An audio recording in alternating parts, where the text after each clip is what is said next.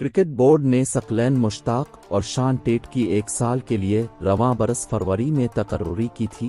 Head coach اور bowling coach کی 1 سالہ تقرری کا اعلامیہ بھی جاری کیا تھا۔ ہیڈ کوچ اور باؤلنگ کوچ کی مدت فروری 2023 میں ختم ہو جائے گی، جبکہ NHPC کے بیٹنگ کوچ محمد یوسف کی سیریز 2 سیریز تقرری ہوتی رہی ہے۔ ہیڈ کوچ ثقلین مشتاق کے کہنے پر محمد یوسف مستقل ٹیم کے ساتھ ہی تعینات رہے۔ پاکستان کرکٹ بورڈ اب ہیڈ کوچ، بولنگ کوچ اور بیٹنگ کوچ کی تقرری کے عمل آغاز کرے گا۔ Chairman management committee Najam Sethi نے کوچ کی تقرری کے بارے کہا ہے کہ پاکستان کرکٹ ٹیم کا آئندہ کوچ غیر ملکی ہوگا۔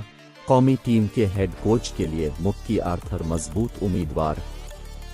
واضح رہے کہ مکی آرتھر 2016 سے 2019 تک قومی ٹیم کے کوچ رہ چکے ہیں۔ ان کی کوچنگ میں پاکستان ٹیم نے چیمپئنز ٹرافی جیتی تھی۔ ذرائع نے بتایا ہے کہ مینجمنٹ کمیٹی کے اراکین بھی مکی آرتھر کی تقرری کے حق میں ہیں۔ جلد کوچ کی تقرری کے باضابطہ طریقہ کار کا آغاز کر دیا جائے گا۔